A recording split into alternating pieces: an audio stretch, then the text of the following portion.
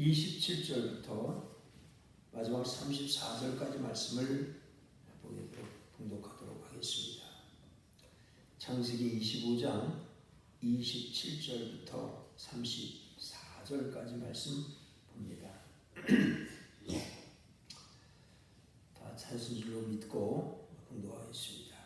그 아이들이 장성하매 에서는 익숙한 사냥꾼인 거로 들 사람이 되고 야곱은 조용한 사람인 거로 장막에 거하니 이삭은 에서의 사냥한 고기를 좋아하므로 그를 사랑하고 리브가는 야곱을 사랑하였더라. 야곱이 죽을 쏘았더니 에서가 들에서부터 돌아와서 심히 곤비하여 야곱에게 이르되 내가 곤비하니 그 붉은 것을 나로 먹게 하란지라. 그러므로 에서의 필명은 에돔이더라. 야곱이 가로되 형의 장자의 명분을 오늘날 내게 팔라. 다시 봅니다. 야곱이 가로되 형의 장자의 명분을 오늘날 내게 팔라. 에서가 가로되 내가 죽게 될 수 있는 이 장자의 명분이 내게 무엇이 유익하리요?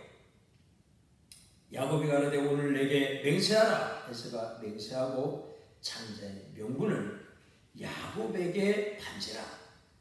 야곱이 떡과 팥죽을 에서에게 주매 에서가 먹으며 마시고 일어나서 갔으니 에서가 장자의 명분을 경홀히 여김이었더라. 아멘.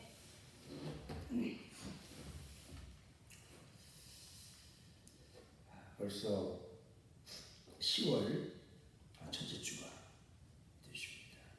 가을 초입이고요. 이제 곧 만상 홍엽이 계절이 눈앞에 다가왔습니다. 여기랑 들어오는 그 입구에도 보면 코스모스가 아주 아름답게 피어있는 모습을 봤습니다. 가을이 완숙한 성숙한 계절에 우리의 신앙도 하나님 앞에서 좀 완숙해졌으면 좋겠다 하는 바람을 가지고 오늘 주일을 맞습니다. 또 어제는 보니까 현 세계 최강 대국이라고 하는 미국의 대통령 트럼프가 코로나19에 감염돼서 국군병원에 이송됐다 그런 소식도 들었는데 그런 얘기를 들으면서 참 인간이라고 하는 거 자연재해 앞에서는 별 수 없구나. 권력도 금력도 비교할 수 없구나. 누구나 어쩔 수가 없구나. 그런 생각해봅니다.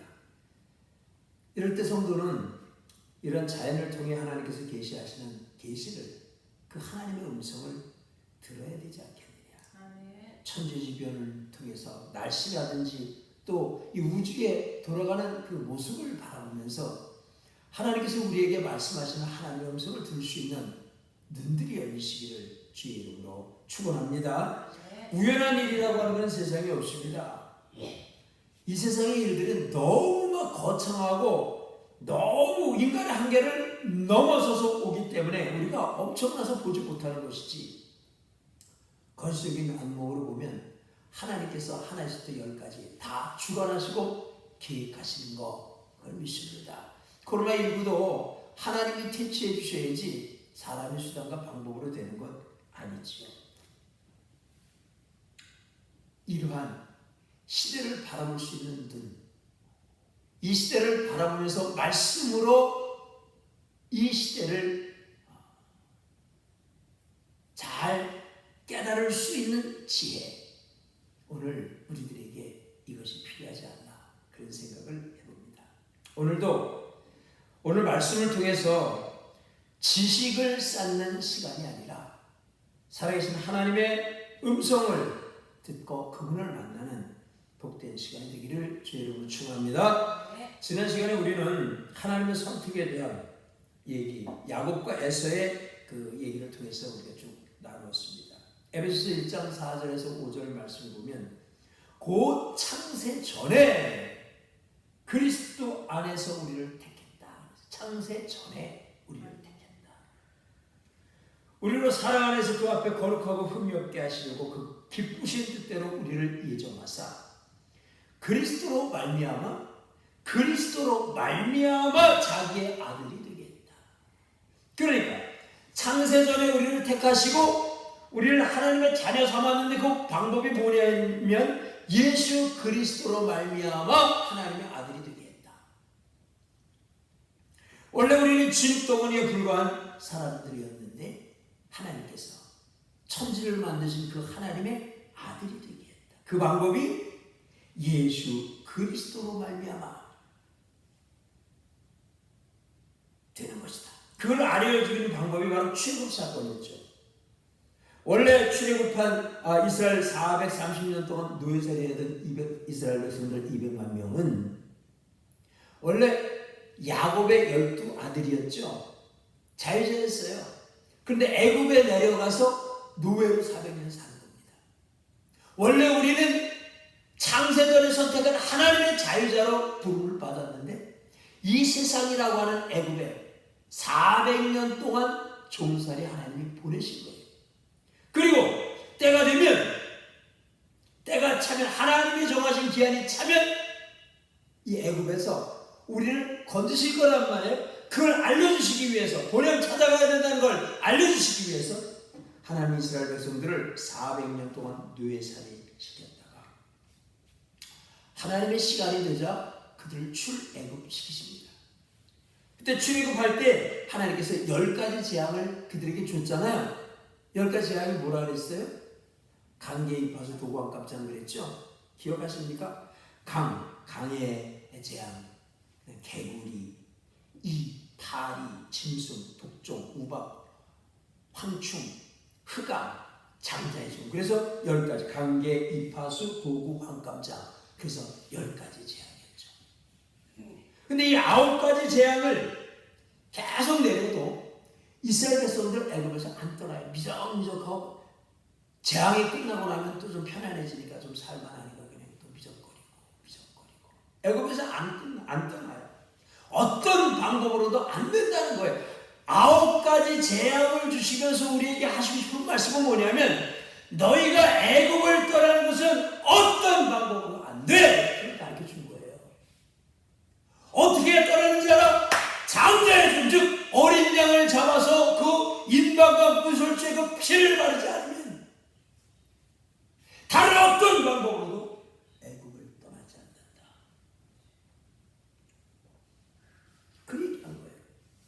우리가 하나님의 자녀가 되는 것은 어떤 노력이나 선행이나 협동이나 지식 어떤 것을 해도요 될 듯 하면서 되지 않아요. 9가지 재앙이 그 얘기예요. 이러한 엄청난 재앙이 와도 될 듯 하면서 안 떠나더라. 출애굽은 반드시 장자의 죽음과 어린 양의 피가 인방과 문설주에 발라져야만 되는 거죠.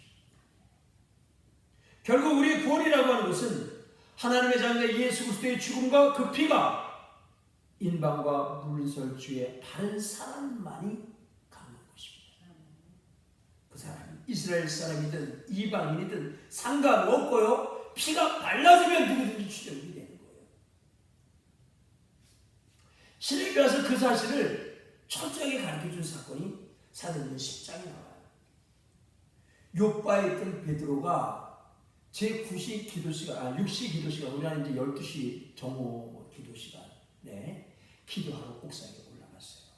이스라엘 집이 이렇게 위에가 슬라브처럼 이렇게 옥상에 이렇게 올라가서 하늘을 보게 돼 있는데 올라가서 기도하고 있는데 갑자기 하늘이 쫙 열리더니 한 바구니 같은 게 내려오는 거예요. 네기퉁이 묶여있는. 그래서 땅에 이렇게 내려오자 그때 마침 이제 베드로가 배가 출출해서 무슨 먹어야 되겠다 이렇게 생각을 했던 것 같아요. 근데 그게 땅에 쫙 내려오는데 보니까 이 세상에 4발 가진 짐승과 기는 거 공중에 나는 게 그 안에 수북하게 쌓여있는 거예요. 이런 것들은 이스라엘 백성들에게 있어서 거룩하지 못한 것으로 분류된 것들이에요. 근데 하늘에서 소리가 나서 서로가 나기를 뭐라 그래요? 베드로야 너 배고프지? 그러니까 잡아먹어라. 그러니까 베드로가 말하기를 하나님 저 유태인이에요. 이스라엘 백성이에요.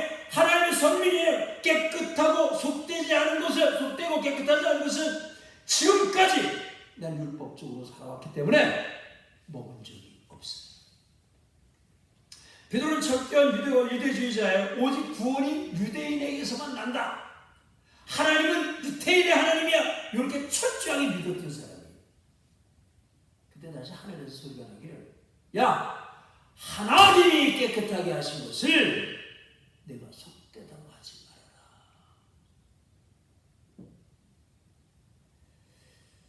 우리가 예수를 믿었다라고 하는 것은 우리의 지금 현실이 어떻든지 간에, 내 상황이 어떻든지, 돈이 있든 없든, 병이 들었든 건강하든, 내가 잘생겼든 못생겼든, 지식이 있든 없든, 내 지금 상황이 어떻든지 간에 하나님께서 깨끗하게 하신 것입니다.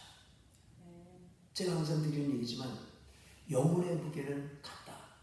돈 있는 사람이나 없는 사람, 트럼프 대통령이나 저기 길 가다가 있는 거지나 영혼의 무게는 같은 것입니다. 누구도 하나님 앞에서 더 존귀하고 더 낮은 사람은 없어요. 우리는 모두가 그런 존재이죠. 우리가 변화돼서 거룩해져서 하나님을 부르신 것이 아니라, 원래 애굽 사람, 애굽에서 노예살이 하던 아무것도 아닌 존재였는데 그냥 하나님께서 너는 내 아들 이렇게 선포하신 거예요. 단 하나의 조건 때문에, 예수의 피가 그 임방과 무설주에 발라졌다라고 하는 어린 양의 피, 그 단 하나의 조건 때문에 하나님은 그냥 선택하신 거예요. 선포하신 거예요. 로마서 5장 8절에 이렇게 얘기합니다. 우리가 아직 죄인이었을 때에 그리스도께서 우리를 위하여 죽으심으로 우리가 구원받았다. 우리가 아직 죄인이었을 때 우리는 여전히 애굽의 삶이 평온하고 애굽의 생활이 행복합니다. 우리는 어떻게든지 수단과 방법을 동원해서 더 높이 올라가려고 하고 더 성공하고 싶고 여기서 편안하게 삶을 마무리하고 싶습니다. 하나님께서 말씀하신 거예요. 나가라. 여기서 나가라.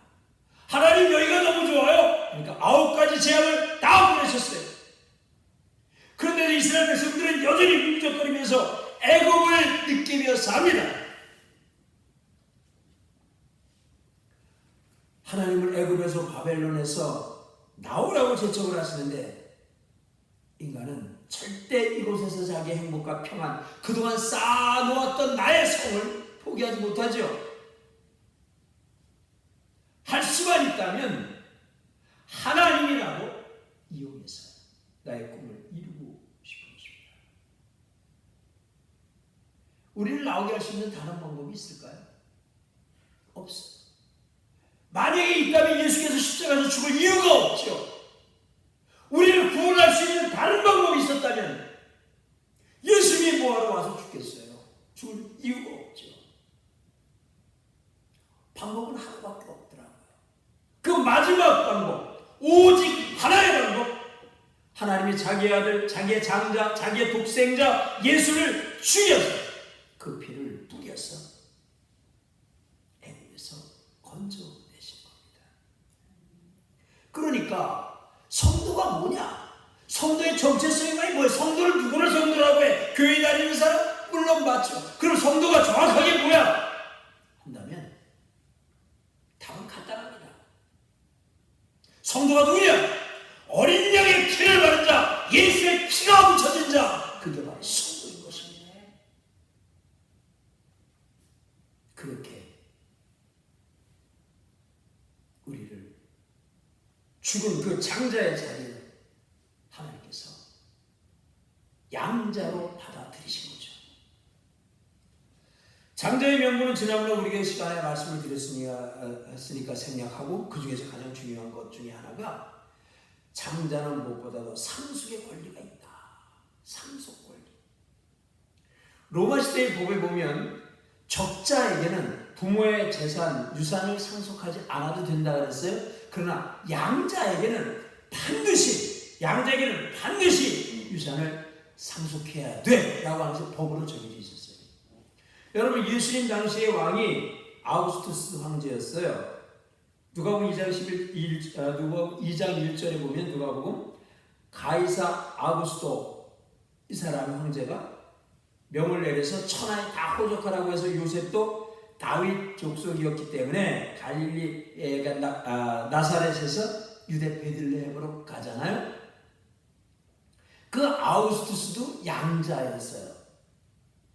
우리가 잘 아는 아주 기독교를 가장 많이 억압하고 많은 사람을 죽였던 로마 시대를 불살리고 그 책임을 기독교인에게 뒤집어 씌웠던 아주 그 기독교 탄압으로 유명한 황제가 누굽니까? 네로잖아요.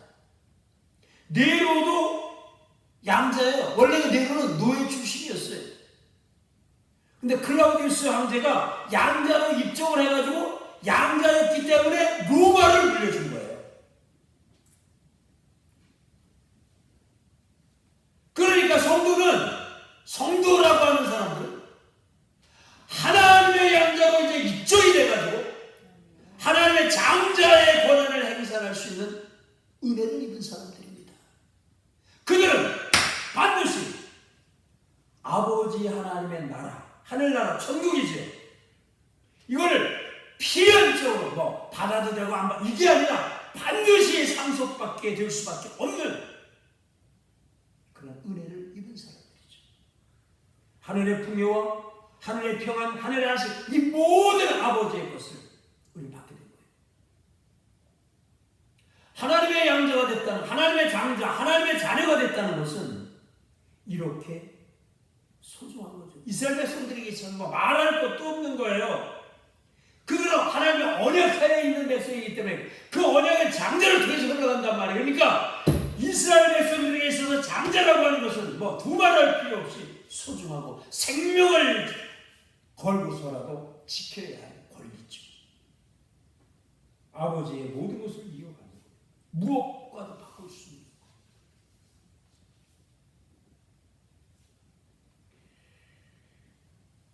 거예요. 여러분, 우리가 어떻게 장자가 됐다고요? 하나님의 아들 예수의 죽으심과 그 피로 말미암아, 그리스도의 피, 십자가, 오직 이 한 법으로 말미암아 우리가 장자가 됐어요.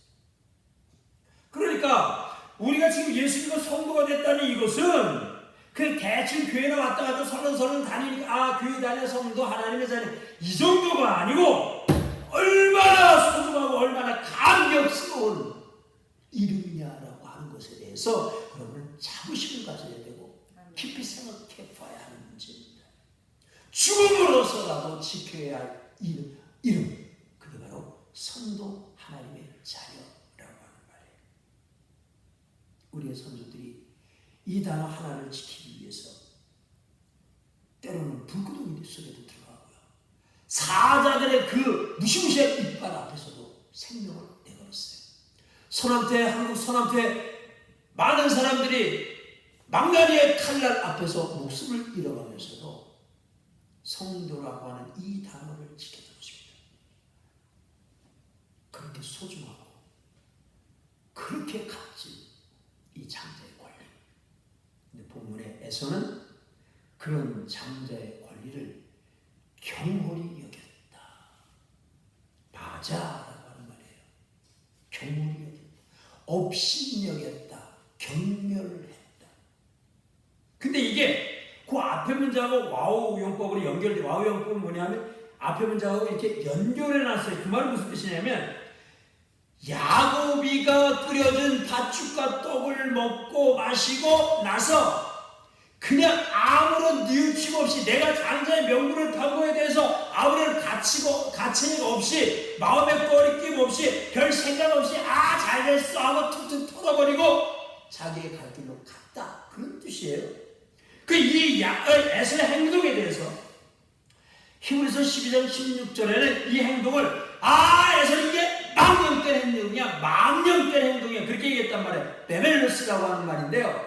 이게 속되다, 불경건한 행동이다 이런 뜻이에요. 근데 이 말이 문지방, 여러분 왜 집에 보면 문지방 있잖아요. 문지방이라고 하는 단어에서 또 파생했어요. 무슨 얘기냐면 에서는 하나님이 주신 이 약속의 장자에 대한 아들에 대한 권리, 이것을 우리가 문 지나다니면서 꾹꾹 밟고 다니고 그냥 대충 넘어가듯이 하나님의 약속 장자의 권리를 그렇게 업신여기고 천하게 생각하고 별 의미 없이 취급하고 속되고 불경건하는 것으로 에서는 생각했다. 그런 뜻입니다. 지금 에서는 육신을 위한, 지금 배고픔을 육신을 위한 떡과 팥죽이 하나님의 언약, 하나님의 축복, 이것보다 더 소중히 했다는 얘기예요. 오늘 성경 그렇게 얘기합니다. 아, 내가 지금 당장 죽게 됐는데 이까지 장자의 명분이, 이까지 성도라고 하는 이름이 무슨 나에게 유익이 있어?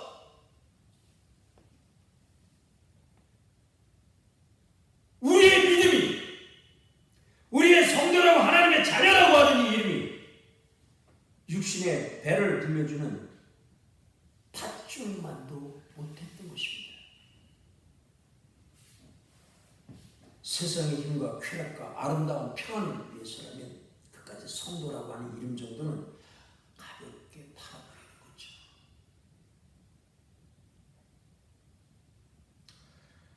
여러분, 여러분에게 하나님의 언약과 성도된 이것이 어느 정도의 가치가 있습니까?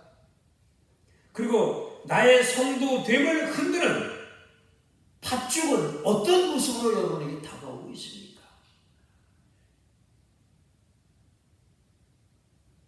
오늘날의 교회가 시대가 왜 이렇게 됐나요?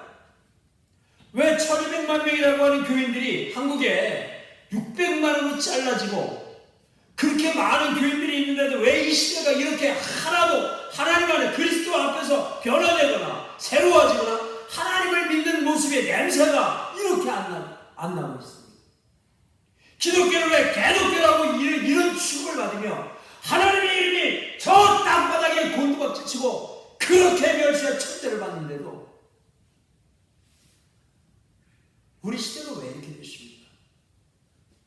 오늘날 전 세계에 오는 코로나19를 비롯해서 태풍, 지진, 자연재앙들, 전쟁의 소문,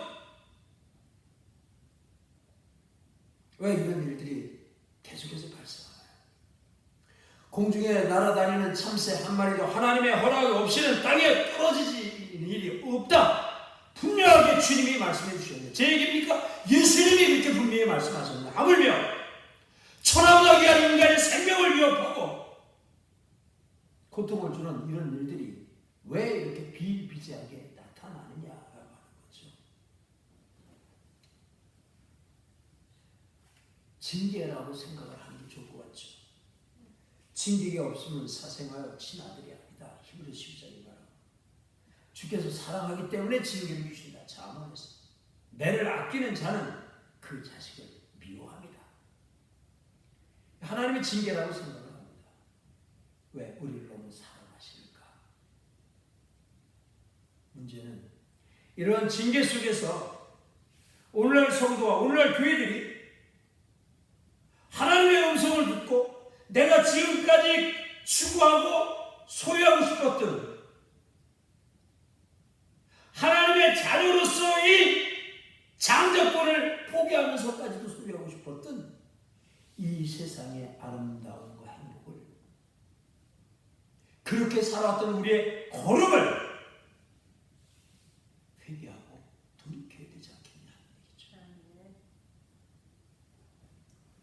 오늘날 많은 사람들이 교인이라고 하는 사람들이 여러분과 저를 포함해서 그렇습니다. 신비주의, 기복주의, 거대주의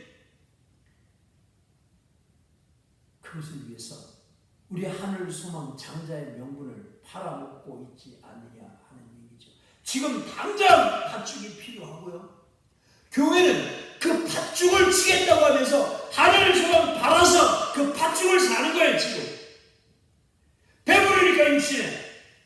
그리고 그 배부른 팥죽을 얻어먹기 위해서 사람들은 모여들고 있습니다. 그러다가 이 팥죽이 아니야 라고 하는 하나님의 징계가 떨어지자 교회는 추풍낙엽처럼 지금 물러가고 있는 겁니다. 하나님의 자녀라고 하는 사람들이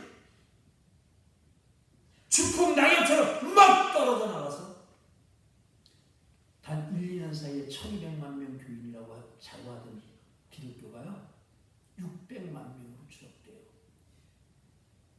지금 2년 사이에 일어난 일이에요.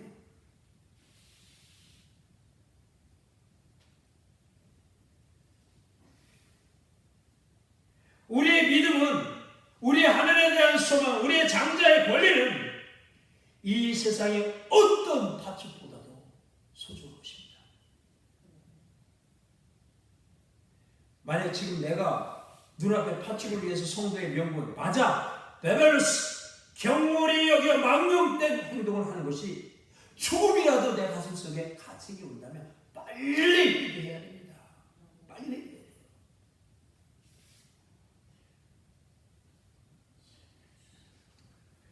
하나님은 우리를 이스라엘 장자 레위 지파로 세우셨습니다. 레위기 3장 11절에 보면 여호와께서 모세에게 이르러 가라사대 내가 이스라엘 자손 중에서 레위인을 택하여 이스라엘 자손 중 모든 첫해 처음 난 자를 대신케 하였은즉 레위인은 내 것이다. 소유권, 레위인은 내 것이다. 소유권이 이제 하나님께로 옮겨간 거예요. 예전에는 우리가 우리 스스로의 주인이었는데 이제는 하나님이 소유자가 된 거예요. 그 레위인이 바로 우리예요. 우리의 주인은 하나님이시란 말이에요. 그 레위인은 오직 하나님을 섬기는 일만 하는 사람들을 레위인이라고 합니다. 여러분 다른 일을 하지 말고 뭐 교회 가서 기도만 해요. 그런 얘기 아니에요. 우리가 어떤 일을 하든지 어떤 자리에 있든지 간에 우리가 레위인의 마음과 레위인의 자세를 잃어버리지 말고 그 중심이 하나님을 섬기는 삶으로서 살아야 한다는 거죠. 고린도전서 10장 31절에 말합니다. 먹든지 마시든지 무엇을 하든지 하나님의 영광을 위해서 하라. 우리의 삶의 중심은 오직 예수 그리스도가 되어야 됩니다. 그분이 너무 좋고 너무 소중해서 세상에 어떤 팥죽이 나를 유혹한다고 해도 그 팥죽을 먹고 예수를 팔지 않는 사람, 그를 성도라고, 그의 레위인이라고, 하나님의 자녀라고.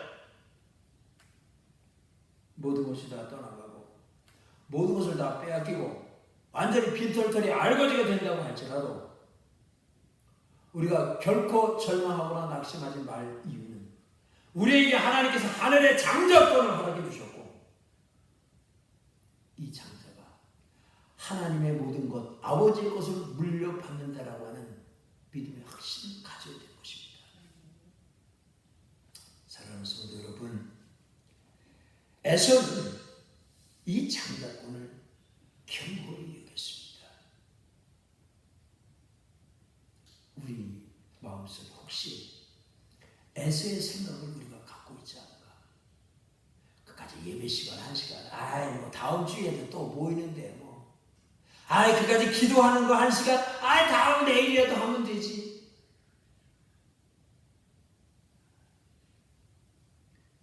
장자의 명분을 경홀히 여겼던 에서와 같이 우리는 하나님 앞에 망령된 사람으로 인정되지 않고 장자의 명분을 생명 걸고라도 소중히 지켜줘야 하는 성도 하나님의 자녀가 바로 여러분이 되시길 주의 이름으로 축원합니다. 기도하겠습니다. 살아계신 하나님 아버지, 진흙덩어리, 썩은 똥덩어리만도 못한 저희들을 아직 죄인 되었을 때에 예수님 어린 양으로 오셔서 십자가에 죽으심으로 그 피로 문방과 인설주에 발라주시고 인방과 문설주에 발라주시고 저희들을 구원해 주신 것을 믿습니다. 그래서 우리가 성도가 되고 하나님의 자녀가 됐습니다. 성도는 어린 양의 피가 반려자입니다. 이것이 얼마나 소중하고 얼마나 값지고 세상에 어떤 것으로도 바꿀 수 없다라고 하는 이 사실 가슴 깊이 깨닫는 저희들이 되길 바랍니다. 나를 위해 죽어주신 예수가 너무 사랑스럽고 그분이 너무 좋아서 세상에 어떤 팥죽이 아름다운 모양을 쓰고 우리 앞에 다가온다고 할지라도 절대로 예수를 포기하지 않을 수 있는 참 믿음의 성도가 될 수 있도록 저희들을 지켜주시옵소서. 이 마귀의 유혹에서 승리하게 하시고 행여 우리 마음속에 팥죽을 사랑하여 예수를 버리려고 하는 마음이 조금이라도 이용하려고 하는 마음이 조금이라도 있었다면 고개 들기 전에 저희들 회개하고 우리의 삶을 다시 한번 재정비할 수 있는 은혜의 시간이 되게 하여 주시옵소서. 이 땅에 수없이 많은 사람들 가운데 만세전에 저희들을 하나님의 자녀로 선택해 주셨습니다. 이 선택의 은혜 깊이 감사하며 조금 힘들고 조금 어려운 세상이지만 이제 곧 우리 주님 오실 거 바라보면서 날마다 믿음으로 승리하는 저희들 되도록 축복해 주시옵소서. 예수님의 이름으로 간절히 기도합니다.